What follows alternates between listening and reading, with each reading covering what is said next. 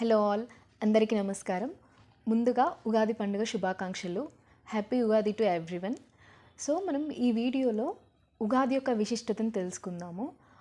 అసలు ఉగాది పండుగ మన జీవితంలో ఎలాంటి సందేశాన్ని ఇస్తుంది అనే దాని గురించి తెలుసుకుందాము.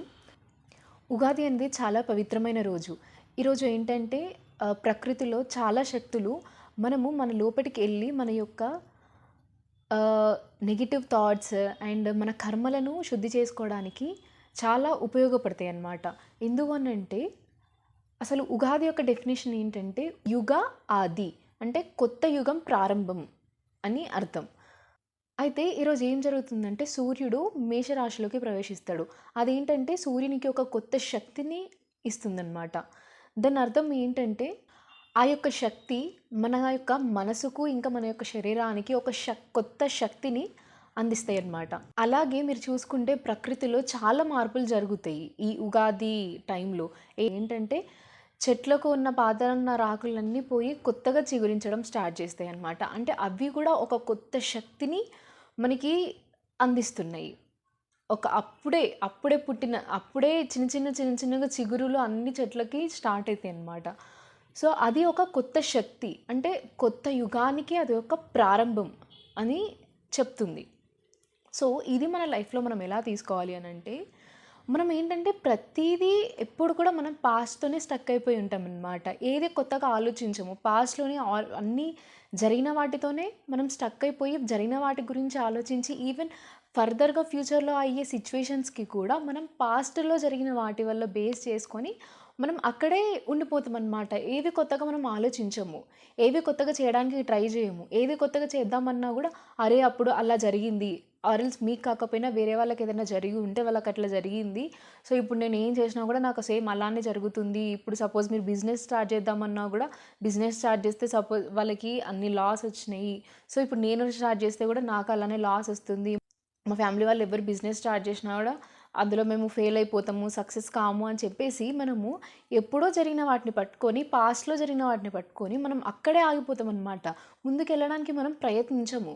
సో యుగాది ఏం చెప్తుంది అంటే మనకి ప్రతిదీ మనము కొత్తదనంతో ఆలోచించాలి, పాత వాటిని వదిలేసేయాలి. ఎలాగైతే ఈ యొక్క చెట్లు వాటి ఆకులన్నిటిని అంటే చెట్ల యొక్క ఆకులు పాత ఆకులన్నీ పోయి మళ్ళీ కొత్తగా ఎలా అయితే చిగురించడం స్టార్ట్ చేస్తాయో, మనం కూడా మన లైఫ్లో మన యొక్క పాత ఆలోచనలన్నీ నెగిటివ్ ఆలోచనలన్నీ తీసేసి కొత్తగా మన లైఫ్ని మనం స్టార్ట్ చేయాలి అని చెప్పేసి మనకి ఉగాది అనేది చెప్తుంది.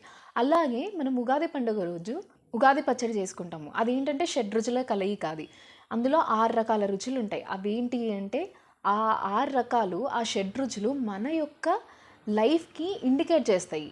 మన యొక్క లైఫ్ సిచ్యువేషన్స్లో జరిగే ఎమోషన్స్ని ప్రతి ఒక్కదాన్ని అది ఇండికేట్ చేస్తాయి. అవేంటి? తీపి. తీపి అంటే మన లైఫ్లో సంతోషం.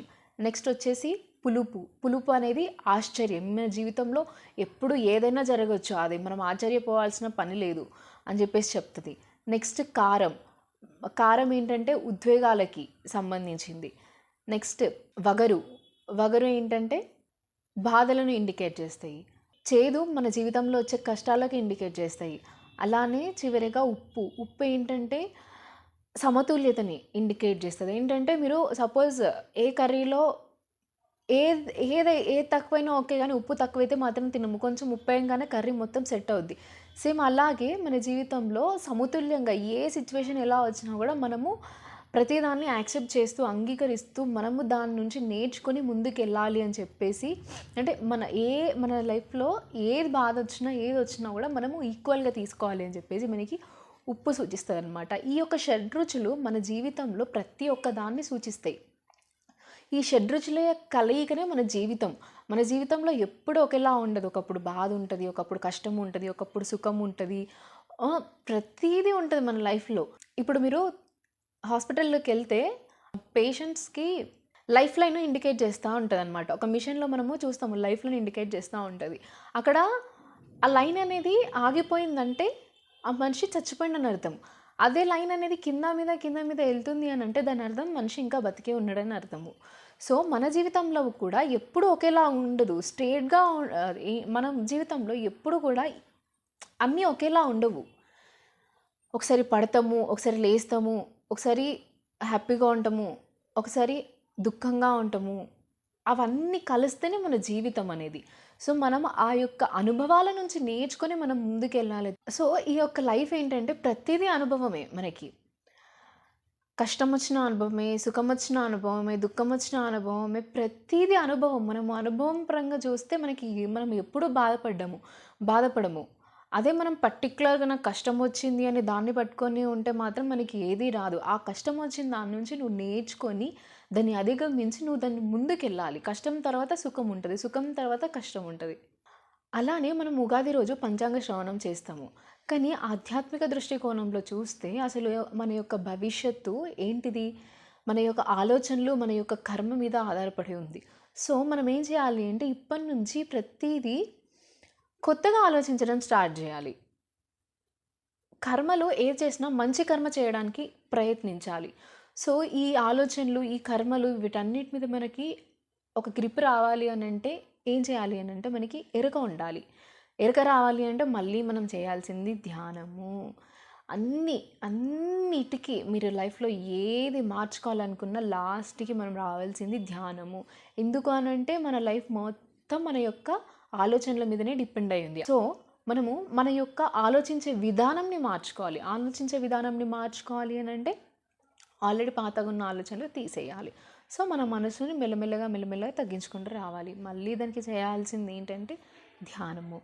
మీ జీవితాన్ని మీరు మార్చుకోవాలి అని అనుకుంటే మనం చేయాల్సింది ఇమ్మీడియేట్‌గా చేయాల్సింది ధ్యానము. ధ్యానం ద్వారానే మనం నిజమైన ఉగాదిని పొందగలము. ఎందుకంటే ఉగాది మనకి ఒక కొత్తదనాన్ని సూచిస్తుంది. ఆ కొత్తదనం నీకెప్పుడు వస్తది అనంటే నువ్వు ఆలోచన విధానాన్ని మార్చినప్పుడు.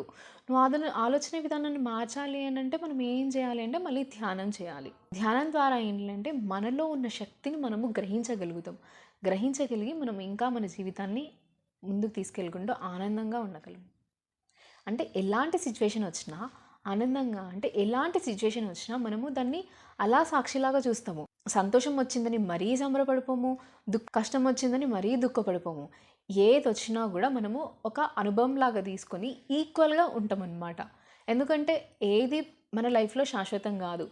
కొన్ని ఈరోజు ఉంటాయి, అవి వెళ్ళిపోతాయి. మళ్ళీ రేపు వేరేటివి వస్తాయి, అవి వెళ్ళిపోతాయి. ఏది శాశ్వతం గాదు. ప్రతీదీ అది కొంతకాలం వరకే వస్తది. అది మన లైఫ్‌లో ఏంటంటే ఏదో ఒకటి నేర్పించడానికి వస్తది. వన్స్ అది నేర్పించడం అయ్యాక మళ్ళీ అది మన లైఫ్‌లో నుంచి వెళ్ళిపోతది. ఆ పర్టిక్యులర్ టైంలో మనం ఆ అనుభవం నుంచి ఆ యొక్క సిట్యుయేషన్ నుంచి అనుభవం తీసుకొని, ఆ అనుభవ జ్ఞానాన్ని మనం ముందుకు తీసుకెళ్ళాలి తప్ప, మనం అక్కడనే స్టక్ అయిపోకూడదు మన లైఫ్‌ని. అదే చెప్తుంది ఉగాది. ప్రతీదీ మన లైఫ్‌లో కొత్తదనం అనేది చాలా ఇంపార్టెంట్ అనేసి చెప్తుంది. ఈ యొక్క అన్ని షడ్‌రుచుల కలయికనే మన యొక్క జీవితం. సో, ఇవన్నీ మారాలి అనంటే మన యొక్క ఆలోచన విధానం ఇవన్నీ మార్చుకోవాలంటే మనం ఇమ్మీడియేట్‌గా చేయాల్సింది ధ్యానము. సో, మనము ఈ ఉగాది నుంచి ఏం నిర్ణయం తీసుకోవాలి అనంటే ఇమ్మీడియేట్‌గా ఈ రోజు నుంచి మనం ధ్యానాన్ని చేయడం స్టార్ట్ చేద్దాము. కొత్తగా ఆలోచించడం స్టార్ట్ చేద్దాము. మన జీవితాన్ని మన ఆలోచనలతో మనకిష్టం ఉన్నట్టు మనం మార్చుకుందాము. సో, ఇది ఈ ఉగాది యొక్క విశిష్టత. Thank you so much.